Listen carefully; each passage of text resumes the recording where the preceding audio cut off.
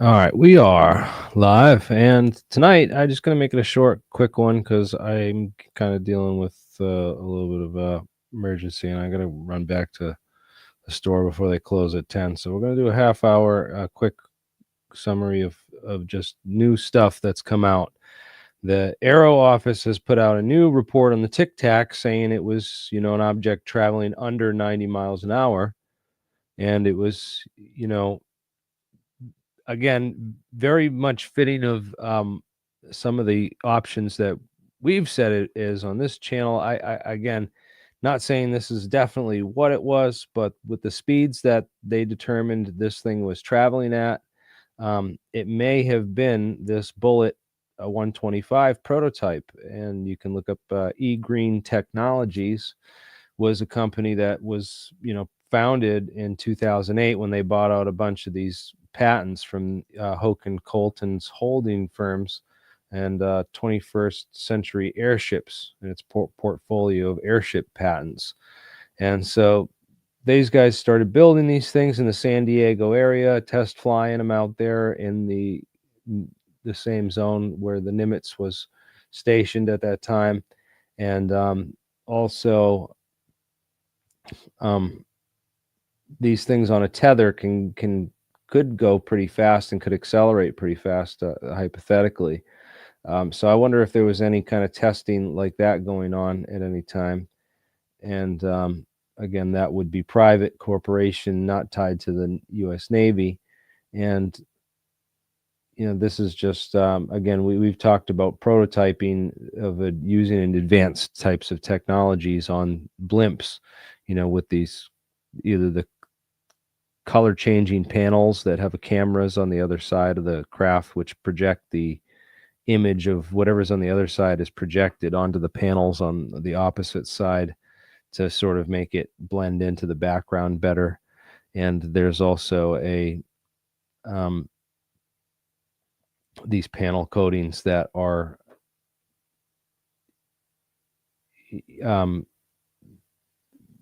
lasers inside of them that can create pockets of directed energy bursts, ionized wind, ionized gas, and then magnetohydrodynamic systems to move the ionized plasma around the craft to make them fly. But again, that's nothing that this company did independently. They were just doing these blimp things for a period of time. None of those crazy advanced technologies, but I'm sure that the government has operations where with blimp technology using that kind of stuff. And but let's get to the whole 9/11 thing, because we have the same tactics that were used on the 9/11 truth movement with disinformation and infiltration are being used on the UFO truth movement. And this is, if we look at those tactics, one of the guys that comes up is Albert Stubblebean. And this just came up recently. I guess I found some quotes from Stephen Greer from a while back, but I was just doing a deep dive into Stephen Greer, and found out that he accused Albert Stubblebean, who's dead now, but he said that one of the meetings he had with Albert Stubblebean, basically Stubblebean offered him like $2 billion to jump out of the program, jump out of the, to basically work for counterintelligence and work for them. And, that's kind of quite the claim, because if that's true, who's to say that there isn't a way to take that contract in secret, or there isn't a way to prove that, because the guy's dead now and everyone knows that he was, the head of the U.S. Army psychological warfare unit and Army for like the period of the men who stare at goats was going on. He was like involved with all that psionic warfare research and all these types of things, because they believe the Russians, a lot of these guys believe the Russians were doing it, that the Russians had psychic spies and all these capabilities, and that their stuff was way more advanced than ours. And so the CIA and all them began a program where they a bunch of different programs. One is the what The Men Who Stare at Goats is based on. It's a fictionalized version of some of the things that he did.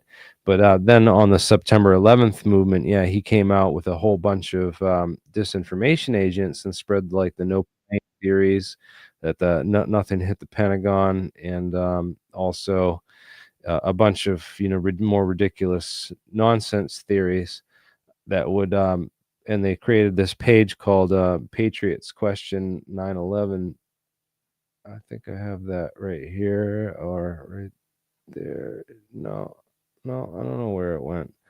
But there's a whole website that was called Patriots Question 9/11, and they polluted it with all these, disinfo theories and disinfo people that they put next to the better people. And Robert Bowman was a good guy, for example, with the Air Force doctrine. He was a legitimate guy with a head screwed on right, asking real questions about 9/11, and they put him right next to Stubblebean, who's accusing the saying that there's no hole in the Pentagon, and no plane debris, and all these other crazy theories that just lead to nowhere and confuse the whole issue. And they put all that stuff right next to the disinformation information mixed in right next to the good information on a site that was called, Patriots Question 911.org. And yeah, the whole thing, there's a PDF on it here. You can see what the old website used to look like and all the people that were on there. So they had a lot of good people on there, and they just mixed it all in with right. Isn't like the standard industry propaganda standard like 85% propaganda, 15% like real disclosure sort of thing is when it's government mixed? Yeah, it's kind of crazy. They do a little bit to protect themselves, but then also like do disinformation at the same time. So they'd be like, "No, I'm one of the good guys. I'm questioning this too with you guys. We all got to work together. Unity without purpose is like kind of like the main goal is, scholars for 9/11 truth and versus scholars for 9/11 Organized truth to and never justice. actually organize to accomplish anything. Yeah, they create a pseudo gang with a similar name and kind of just take over the narrative. Well, that's not really what happened with the 9/11 truth movement so much with the scholars versus truth versus truth and justice. Blah. But yeah, you guys can look up the history. I don't really want to get into it too deep, but yeah, the whole 9/11 thing was basically, and again, 9/11, we were finding out so much of this torture routine, right? With Lou Elizondo and Guantanamo. What was the recent headline with Like he literally worked there, right? he was the head torture czar, right? For Like Guantanamo Bay. how is that guy supposed to be the freaking face of UFO disclosure? Like he was literally torturing the head torturer at Guantanamo Bay. Prisoner unfit to stand trial. They tortured this guy so severely with these mental weapons and these psionic these weapons that basically like the Havana syndrome weapons and all that shit. That this guy's like just messed up in his whole for life, and he can't even he's incompetent to stand trial. And this is the guy that Elizondo allegedly mentally attacked in his sleep. But he said that the CIA had these weapons that they were pointing at me and shocking me and zapping me in my sleep. And we've talked about the research that's been done into that. You can go to icnirp.org and find that website with all the frequencies that are monitored. When you get that How equipment. close is St. James, like the Epstein Island, to Guantanamo? And like, It's a good question, but Guantanamo is in Cuba, right? So, and then St. James is I think, isn't that is that the Florida Keys, or is that where's little St. James? I don't know the real geography. I've never been there. It's a good question, but sidetracking me from what I was just doing. My Little St. apologies, but James Island, and it's oh, so it's British the Virgin opposite. Islands. Yeah, so that's Puerto Rico off the coast. So yeah, this is Opposite there's side. Guantanamo Bay in relation. Guantanamo Bay is right here in Cuba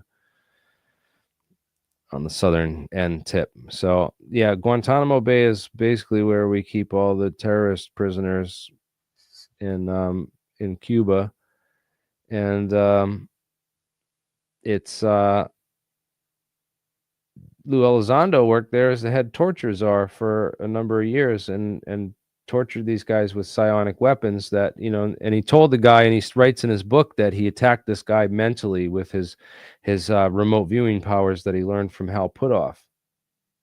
But I know for a fact there's some frequencies that do some messed up things to people, because in order to get FCC compliance on any electronic device, they have to test for and make sure that it doesn't produce those frequencies at a high enough amplitude to do damage, or really. And one of the things that's interesting is that I mentioned Sabina Hassenfelder did that video on the electromagnetic vortex cannon,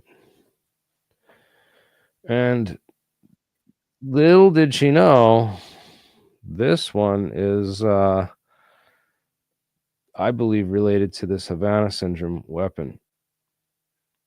I believe this is very similar to how they do it. As she mentions that the theorists figured out that you could do this mathematically, decades ago, but scientists just recently figured out how to do it in a lab and wrote a paper on it. Like, come on, dude. I don't know how this stuff is allowed to leak out, but it's out there in the physics community now, and it's just a matter of time before someone uses that recipe with the geometry and information here to build one of these things. Not going to say anything more than that, but the All Domain Resolution Anomaly Office and the Dark Alliance Declassified, yeah, the CIA dealing drugs, going back to massive drug dealing operations with the CIA, blah blah blah, all that stuff, disinformation, and then Lou Elizondo now taking over the narrative on all this stuff.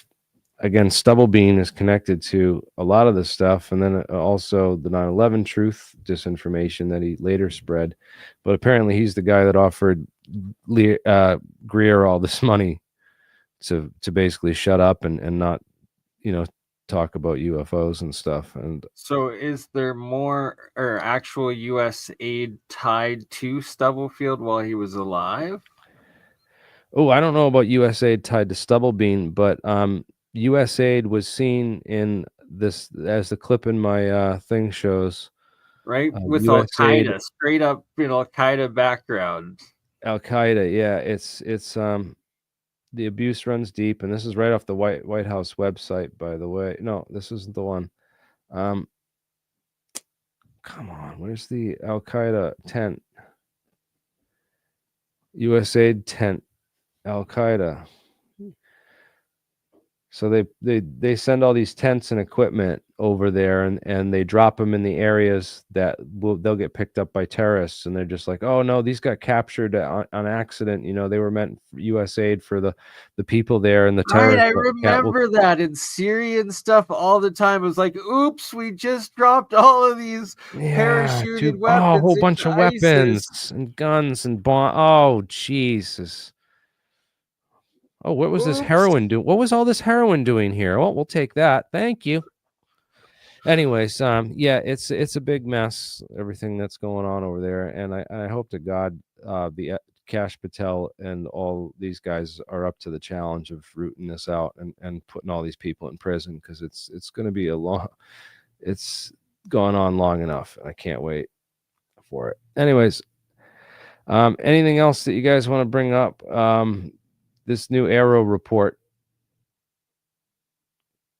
the whole Guantanamo Bay stuff.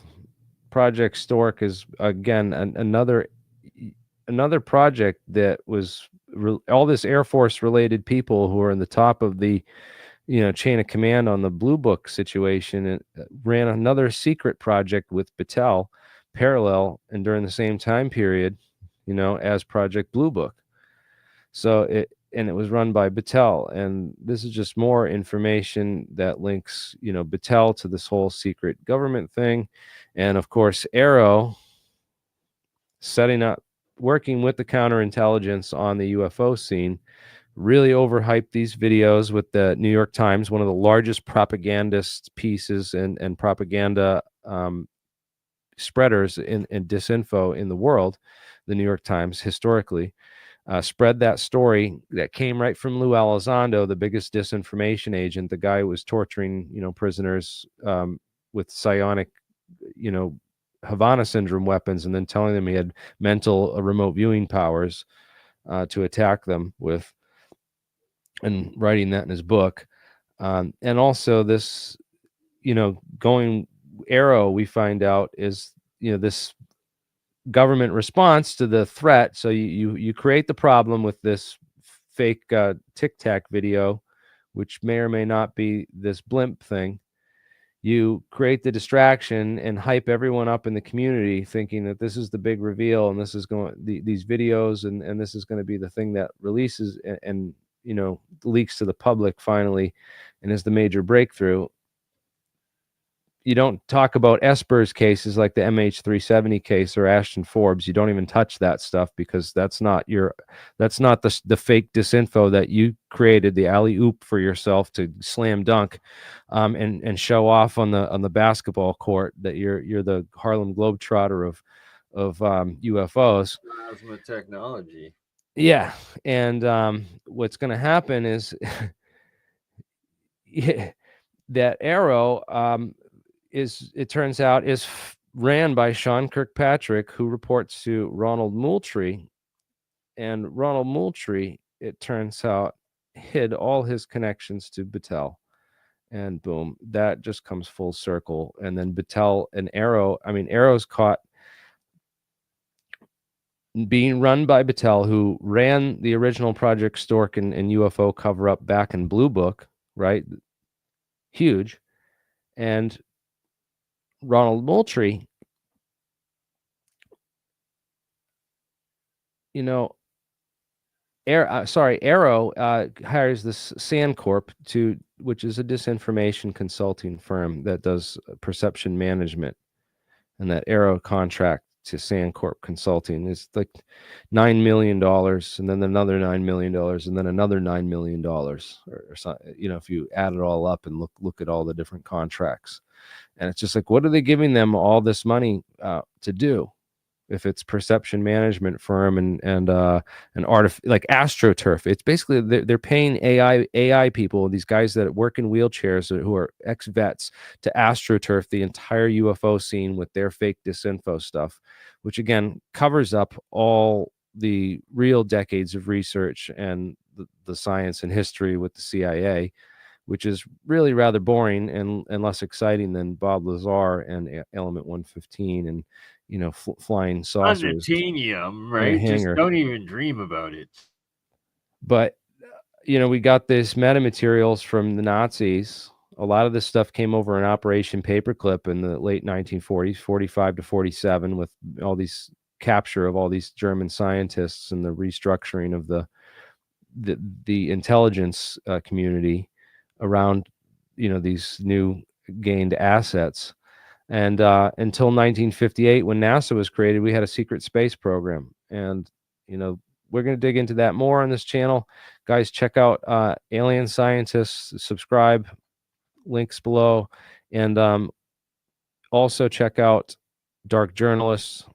We're going to be doing something with Dark Journalist here soon, within the month. Very nice. I was trying to get Joseph Farrell back on with Walter Bosley, but they're Joseph Farrell's in the process of writing a new book right now, so he's a little bit busy.